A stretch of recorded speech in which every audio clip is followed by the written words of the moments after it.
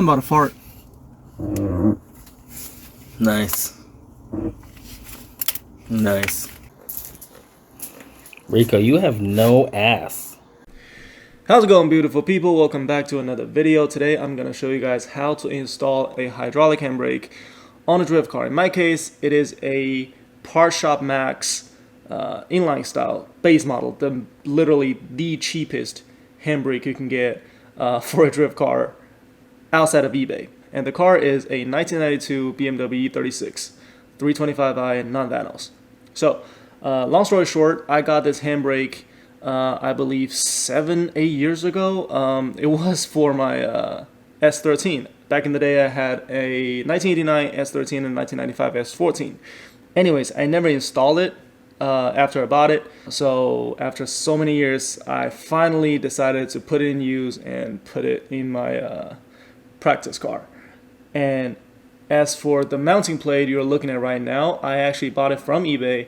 It is for an E36, and as you can see, I am doing a lot of modification to it because I did relocate the shifter. So there are just a whole lot of things going on in this video. And honestly, I don't think there's a more complicated way to install a hydraulic handbrake than this. So if you are trying to install a hydraulic handbrake, just finish watching the video. I'm pretty sure however you trying to mount it is going to be a lot easier than this one, because later on you're going to see I had to reconfigure the handbrake itself as well. So enjoy the video. Okay, so conclusion, I need a new base. This is the 4-mount inline base, and I need this one. This is the regular rear mount inline hydro base. I mean, just the hydraulic handbrake base. The difference is, for this one I can actually mount it like this, but since this is a reverse mount, this handle only go this way. So for the best placement of the handle, ideally should be around here. And I can't do it with this setup because if I put it here, it's gonna hit the supporting bar The fucking dash. of the dash. Yes. Okay, now what I'm gonna do is open up this hole on the plate. That way it can sit flush with this click tuning shifter. And then, yeah, I'm gonna order the base. We're gonna actually make this a bolting application. I actually moved the shifter backwards about an inch. I don't know why, but for the stock location, this shifter will be too far forward, and the shifter itself was like pointing forward, like a lot. So move it back. Now it's affecting this. Maybe I can drill another hole over here, and then rib nut it over there, there. Yeah, we should be able to achieve it. We shall see.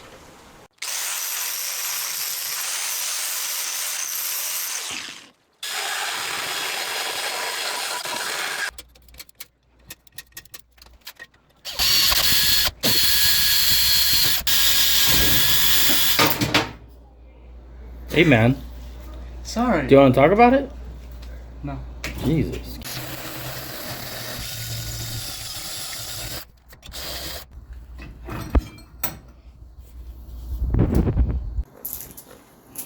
Rico, you have no ass. I don't. Alright. Here. Don't do that either. Okay. Jesus Christ. I'm gonna stop recording.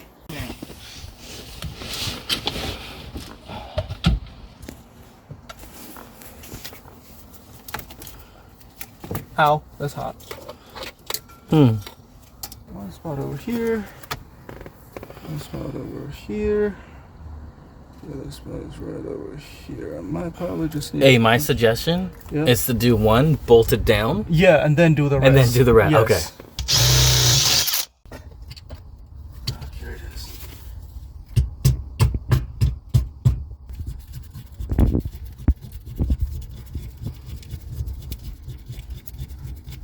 You'll know when it's tight.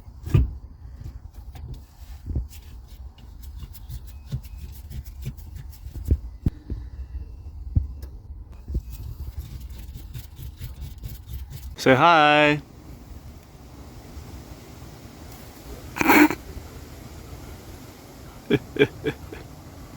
Colombo.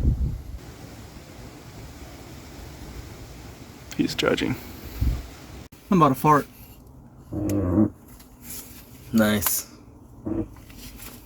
Nice.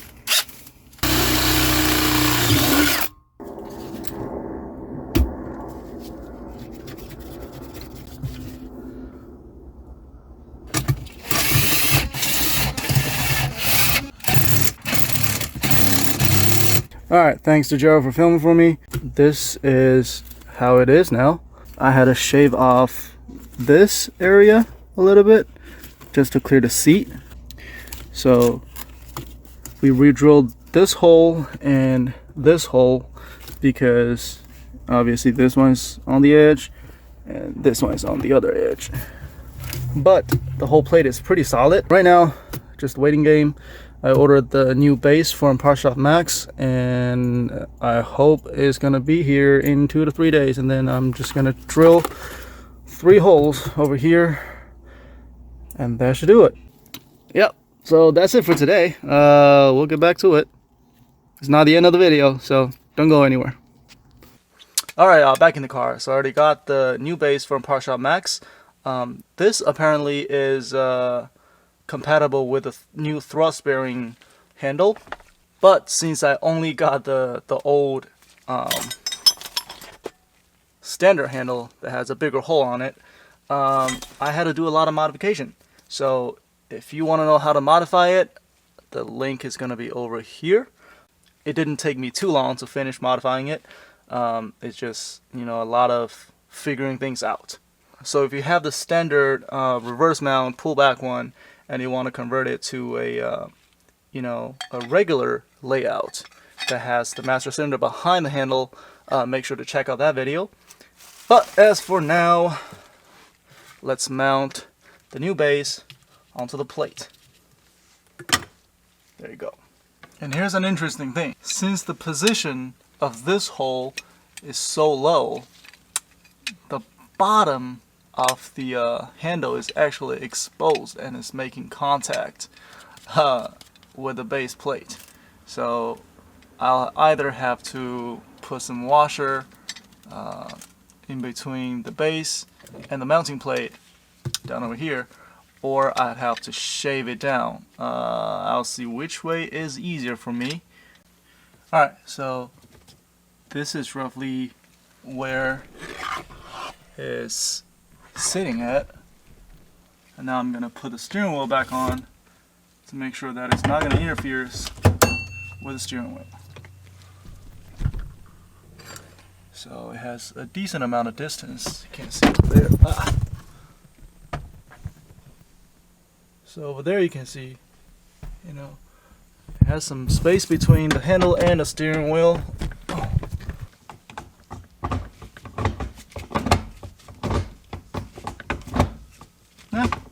We should be fine. Yep. Now I have marked all of the holes.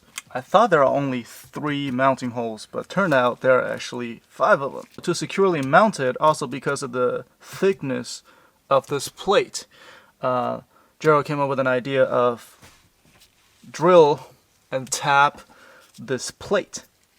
But I only have 3 bolts. I don't even know what size it is, but apparently it's the same thread pitch with the tap. I only have 3 of these bolts, and there are 5 holes, so I need 2 more that I got over here, which came with a kit with a new base. Technically, I can use this nut and bolt combination for all of these 5 holes, but here's one thing. This hole is literally right above the transmission tunnel, and this one is extremely close to transmission tunnel, and this one as well. So all I need to do is drill and tap these 3 and then drill through these 2 for the nut and bolt. Yeah.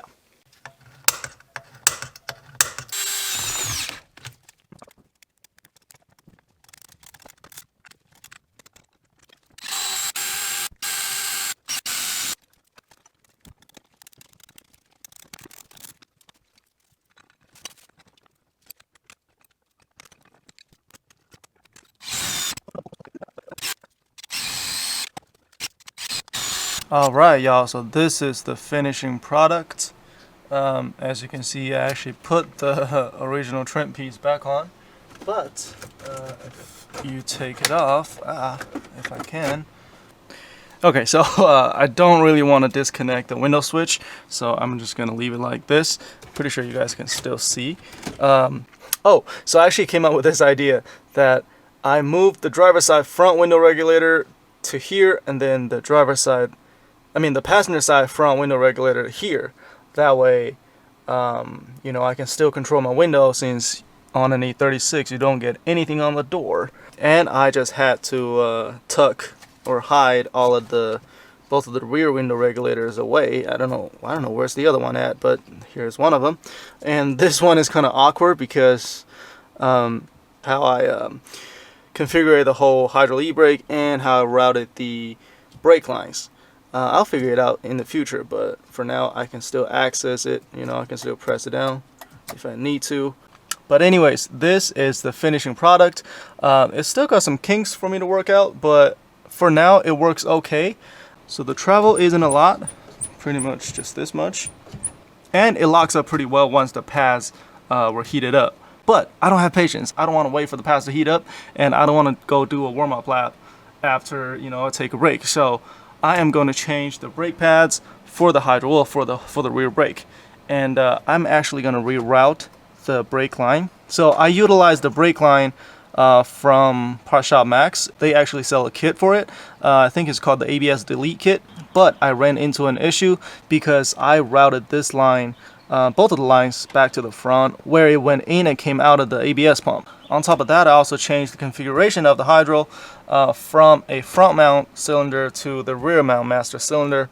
And that directly led to a problem, which is the brake line wasn't long enough for this layout, or at least for my layout, because it was designed to run a front mount master cylinder. You can run it to the front, obviously, and you'll be fine. The length will be fine, but you know, the starting point of the old layout, or the design layout, was over here, and my layout starting point was at here.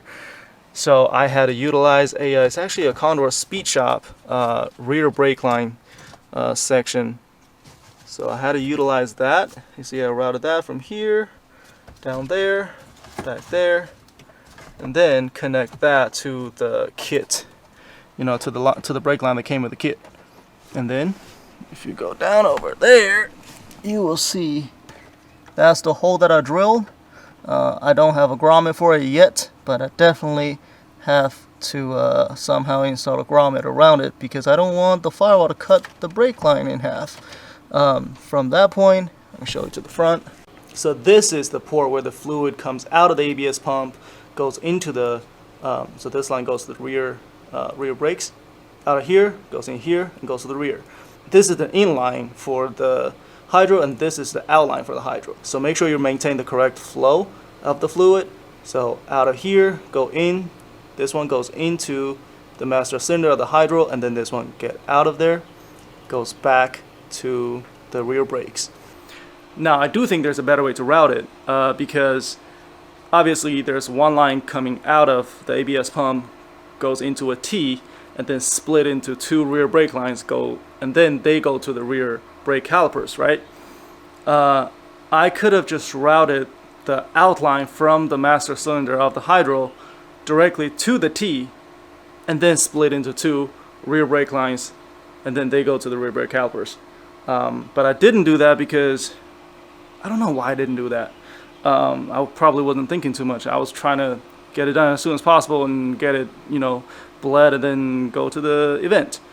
But now that I think about it, I probably should have just done that at the beginning. That way the fluid doesn't have to travel from the hydro master to the front of the car and then to the back to the T, to the rear brake calipers. It could have just gone straight from the master to the T and then to the calipers. So that's going to be the next modification I make to the car. But as for now, the hydraulic handbrake installation is complete. It was working very well, and I was pretty pleased. So for the next step to improve the entire hydro system, Obviously I'm going to reroute the line, and I actually got the blue stuff EBC brake pads for the rear. That way I don't have to worry about the pads before it actually locks up at the initial pull. But as for now, thank you guys so much for watching. Like, comment, subscribe, share the video, or send it directly to your friends if you know somebody who's trying to install a hydraulic handbrake to their car. Pretty sure somebody can learn something from it, right? But yeah, peace. Catch you guys in the next video.